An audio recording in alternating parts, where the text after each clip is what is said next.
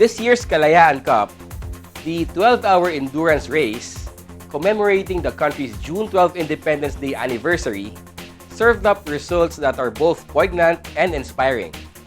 Up next is race weekend with the highlights of the endurance races and interviews with the winners.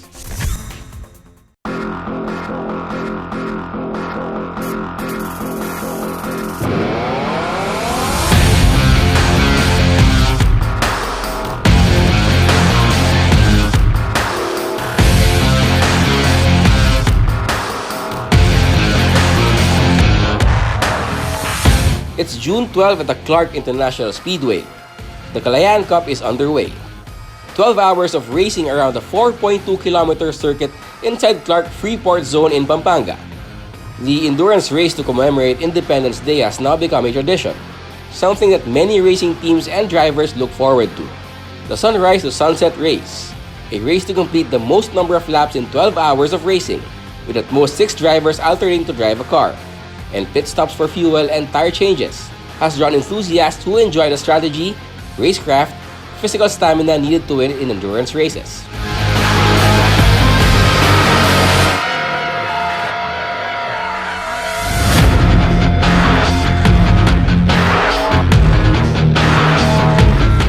This year's Kalayaan Cup has again drawn a who's who of present and former champions, contenders, and regulars from different motorsports, including the likes of Riveras, Milo and Stefano Ramirez, Don Pastor, Mondi Mapilis, Dan Piat Pinchay.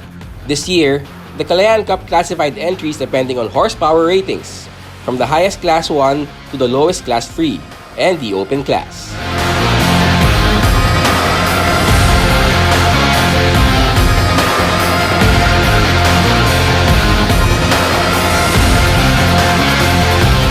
The midweek endurance race started well for overall defending champion Team Auto Performance's car number 88, which started on pole and began building a comfortable lead over the rest of the field, with sister car in second. Over the course of the 12-hour race, pit and fuel strategy came into play. And car number 73, the Mazda Miata of Race Form Garage 2233, shared by Don Pastor, Antonio Brias, Enrique Hormillo, and Jason Chowachoy, took over the lead and held on it until the end of the race, completing 274 laps in total. Coming in second overall was car number 88, the BMW M3 of Team Auto Performance, while third overall was car number 7, the Toyota Yaris of Team BRE, driven by Benjamin Go, Denzel Cham, John Diego, Bubi Camus, and Kevin Sugdan, which completed 259 laps.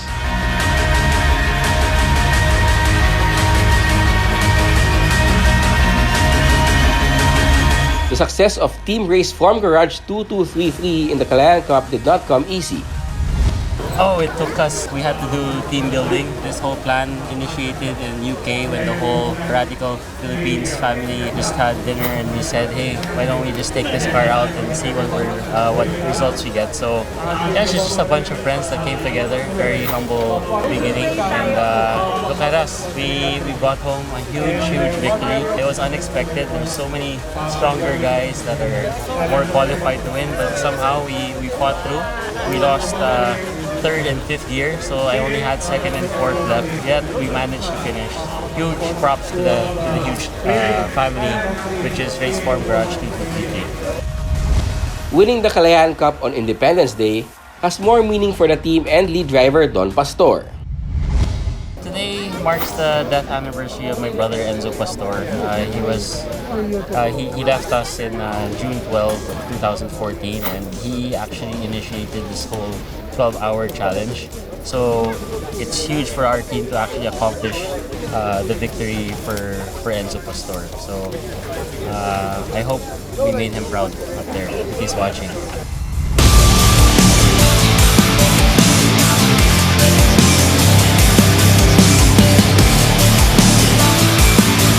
The Rivera brothers, 2018 slalom and Holocaust champion Milo and perennial contender Estefano reveled in being teammates in Team Auto Performance, the overall champion of last year's endurance race. Well, it's a privilege to be racing for the defending champions. They're the overall champions for the last year's endurance series. And it's very much a privilege to not just have me with the team, but to also have my brother. It's a bonus. This guy, thank you so much to this guy for bringing us into the team. He means a lot. You know, that guy means a lot to us. For trusting us and for giving us this ride. I know it's very difficult for them to choose a driver instantly, given it was such a pretty much short notice. But we're very happy, we're very blessed, and we're very thankful for the opportunity, and we're very much excited to be with him. It's a new car, it's a new bunch of people, but somehow in a very short span of time, it's been a family experience already.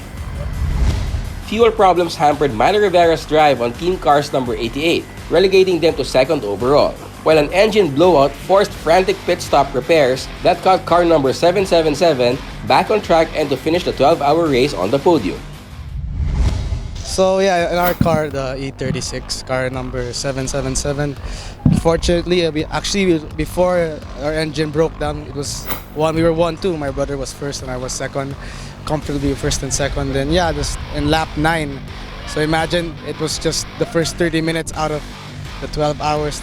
The engine really broke down, unfortunately. I think due to a spark plug, but yeah, we're gonna investigate what's the problem. But yeah, it's really unfortunate because we had really great pace, and these boys here did 24/7 for the past month to make sure our cars were in tip-top shape. So yeah, unfortunately for the engine, but great job to them also. We were able to change the engine to able to finish the race. So yeah, we'll move on, and hopefully the next race we can win for them. Second overall may have been a disappointment for the defending champion Team Auto Performance. Still, Francis Aguila was proud of the team's overall performance.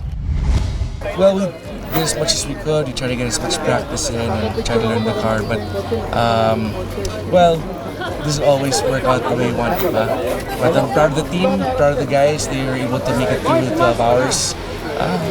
We had mechanical problems for both cars in the beginning. But we were able to salvage second overall, and I think third in class for the other cars. So all in all, I can't be prouder of the team and the guys. So very thankful, very thankful. Of course, first of all, I want to thank our sponsors, Aguila Autoglass, Brembo, Sanabelt, Petron, Victor Hardware, Focus Media, Pocari Sweat, Edge Sport.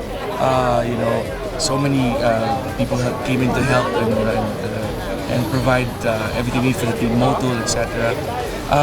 Of course, the crew, Edge and Glenn Zamora of AG2 and Lube, if not for the two of them, the cars wouldn't be running. My team co-owners, Terdy Casas and Albert Chung, they're always there to support and to drive for us. And of course, the crew, the drivers, none of it's possible without a team, so it's not a man-man sport.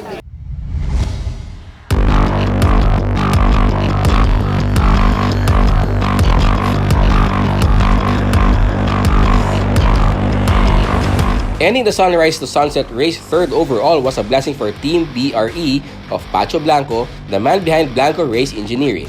Team BRE's entry was a Toyota Yaris, competing in Class 3 for cars with horsepower ratings lower than 100. We were able to do several testing in the last 2 months. We came here a lot of times. We were able to get some data on the vehicle, on the parts that was needed, and the fuel consumption. And then, well, by the bless of God, thank you, Lord. He gave us the third place. It's unbelievable. We are the car with the lowest horsepower in the grid. We are in a class 3. It's 100 horsepower below, and then we are able to make it third place overall. So it's a gift from God. As Proverbs says in the Bible, in the book of Proverbs says, the horse is made ready for the day of battle, but victory belongs to God. So yeah.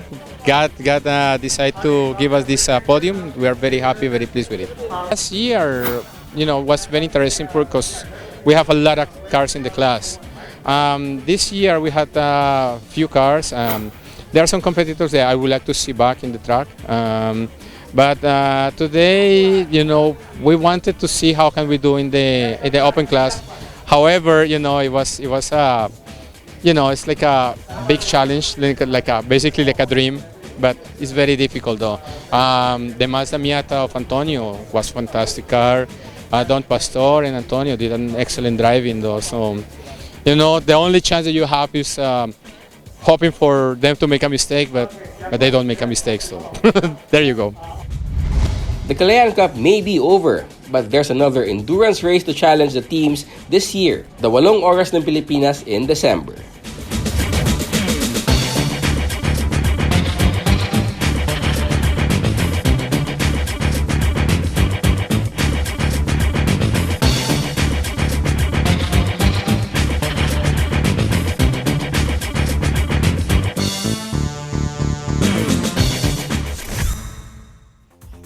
There is a sense of anticipation building among those who participated in the Kalayaan Cup for the next edition of this year's endurance race. It should be another humdinger of a motorsports event, and we'll surely be there to witness the exciting action.